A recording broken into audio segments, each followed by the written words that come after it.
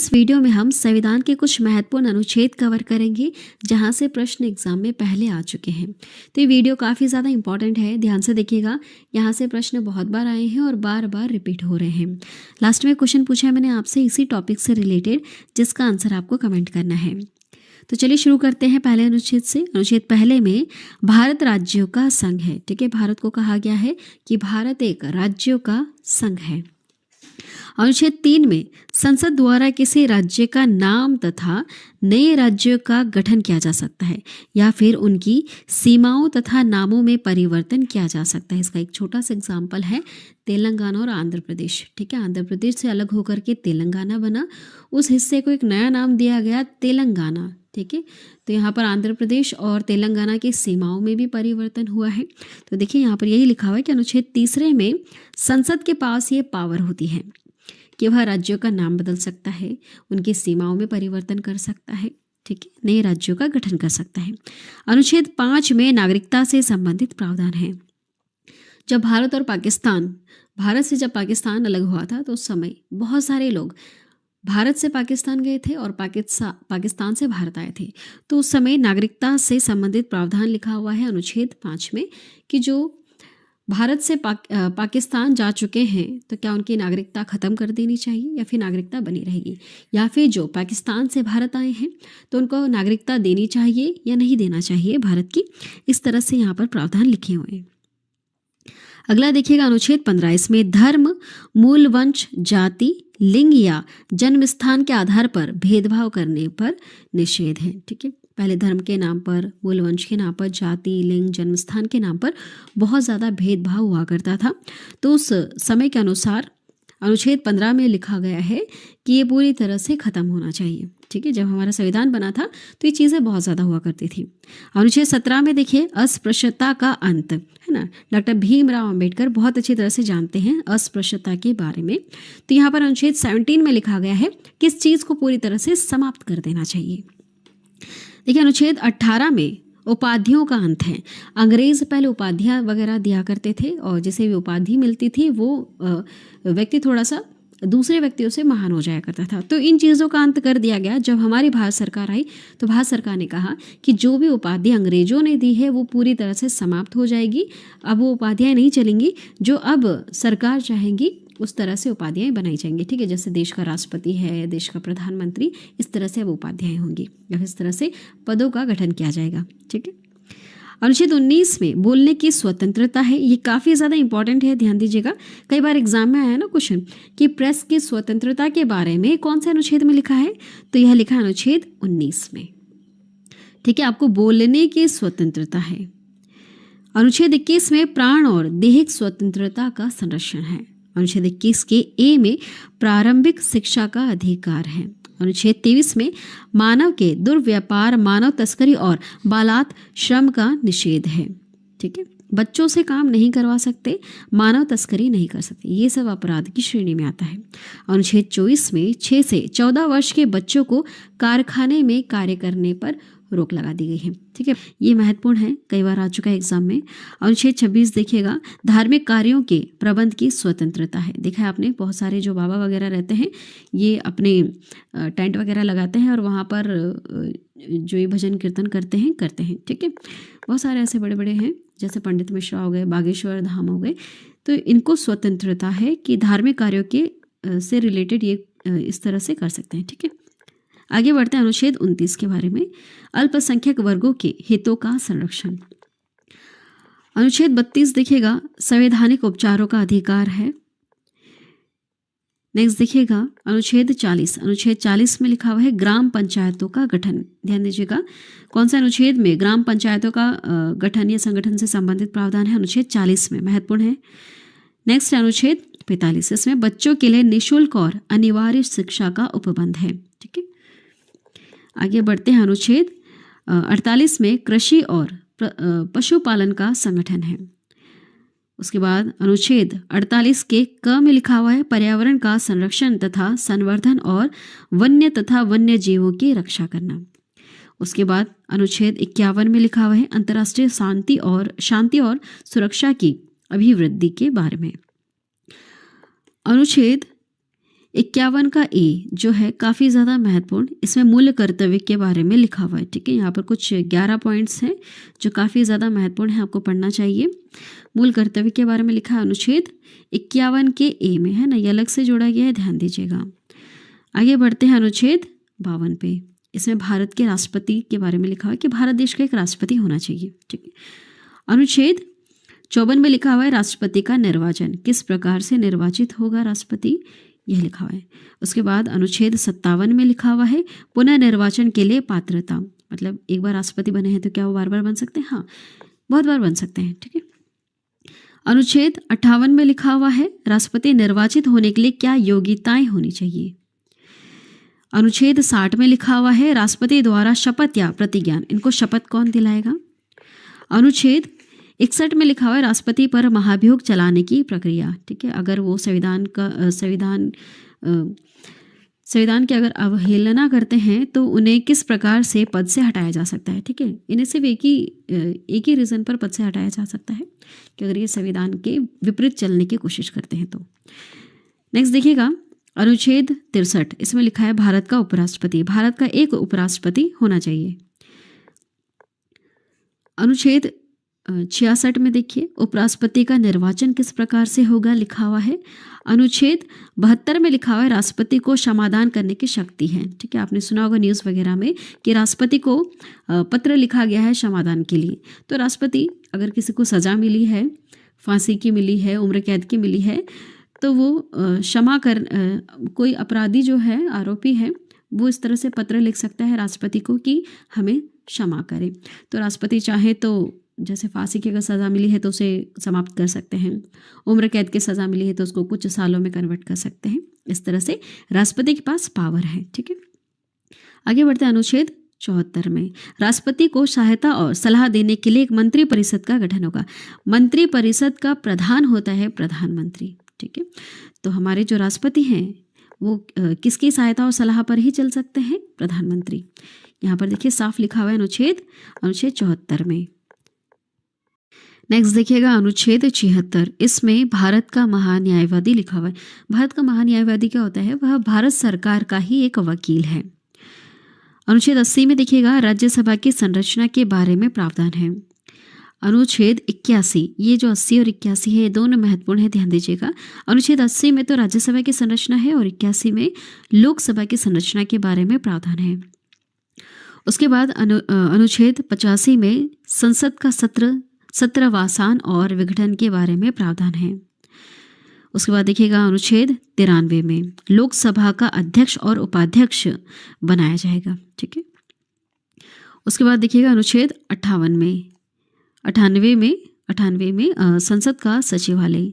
अनुच्छेद 106 में संसद सदस्यों के वेतन और भत्ते के बारे में प्रावधान है। अनुच्छेद 108 में कुछ दशाओं में संसद के दोनों सदनों की संयुक्त बैठक के बारे में लिखा हुआ है। ठीक है, देखिए 108 इमरजेंसी होता है ना, तो आप ऐसे याद कर सकते हैं कि संसद के दोनों सदनों की संयुक्त बैठक इमरजेंसी में लगाई गई है, क्योंकि वैसे तो अलग अलग लगते हैं, लेकिन यहाँ 108 में कुछ दशाओं में संसद के दोनों सदनों की संयुक्त बैठक लगाई जाएगी।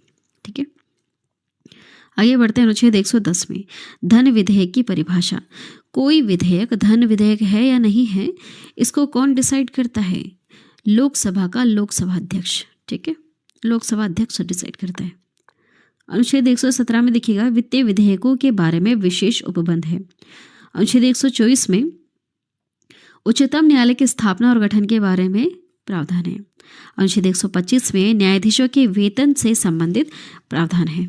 ठीक है, आगे बढ़ते हैं 129 पे। अनुच्छेद 129 में लिखा है उच्चतम न्यायालय का अभिलेख न्यायालय होगा।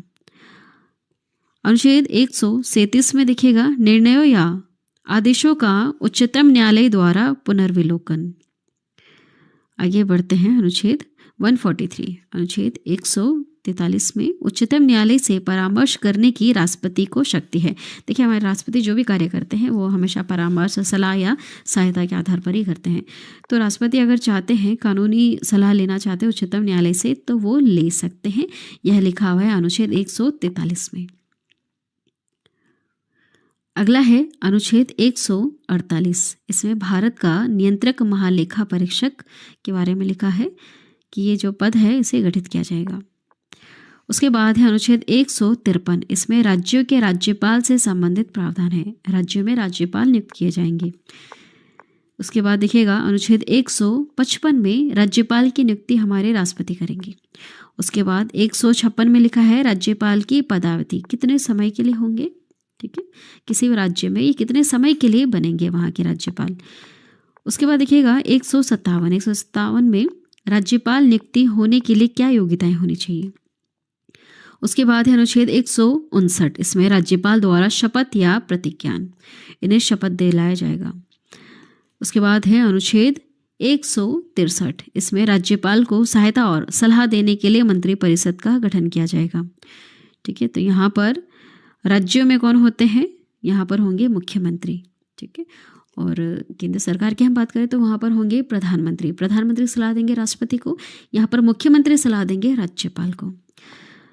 अगला सवाल देखिएगा अनुच्छेद है 168, इसमें राज्यों के विधानमंडलों का गठन होगा।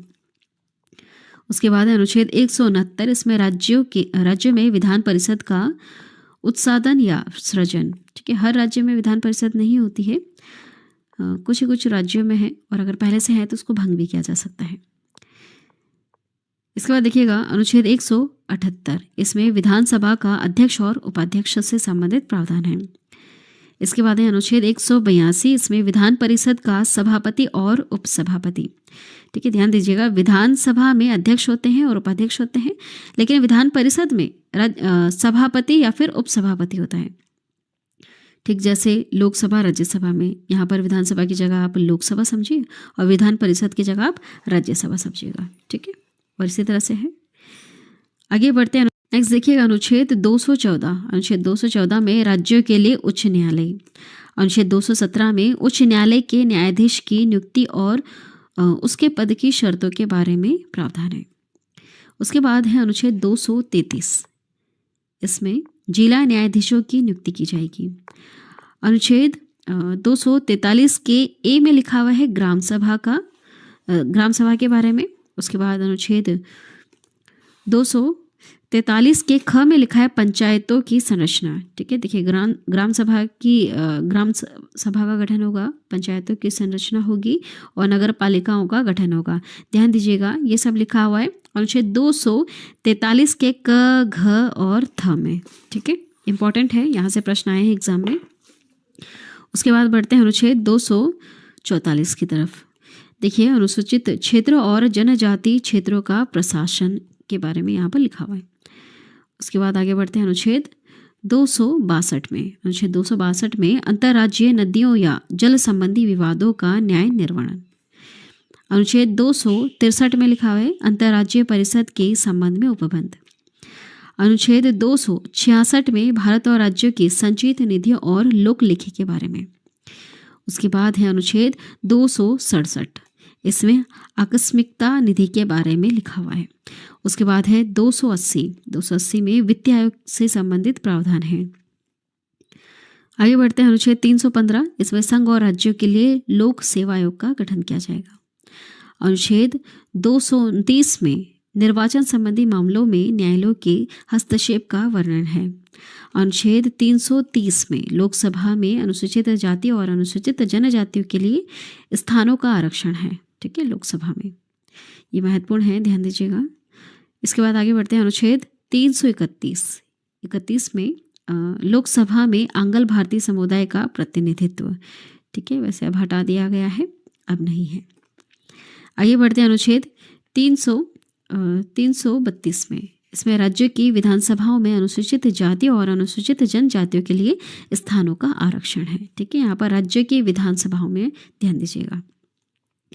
आगे बढ़ते हैं अनुच्छेद 333 में राज्य की विधानसभाओं में आंग्ल भारतीय समुदाय का प्रतिनिधित्व।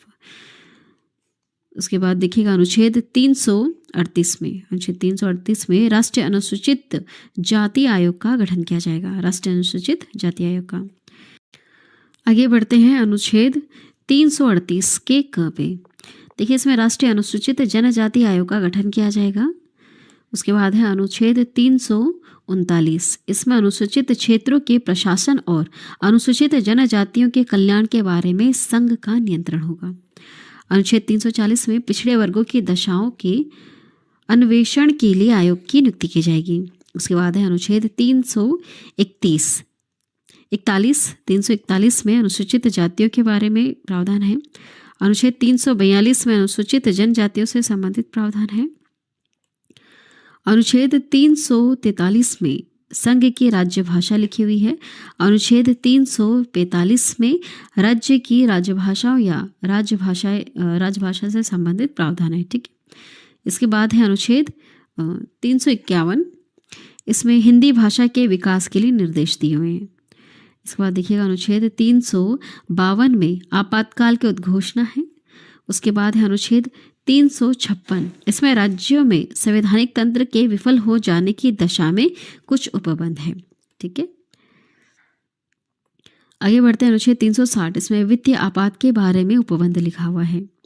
इसके बाद है अनुच्छेद 368 जो काफ़ी ज़्यादा इंपॉर्टेंट है। अनुच्छेद 368 इसमें संविधान का संशोधन करने की संसद की शक्ति के बारे में और प्रक्रिया के बारे में लिखा हुआ है कि संविधान में जो संशोधन किया जाता है ना, वह किस अनुच्छेद के तहत किया जाता है? अनुच्छेद 368 के तहत। ध्यान दीजिएगा, वेरी इंपॉर्टेंट। इसके बाद है अनुच्छेद 392, इसमें कठिनाइयों को दूर करने की राष्ट्रपति के पास पावर होती है। चलिए, आज की वीडियो में इतना ही। जितने भी महत्वपूर्ण अनुच्छेद थे हमने सारे कवर कर लिए।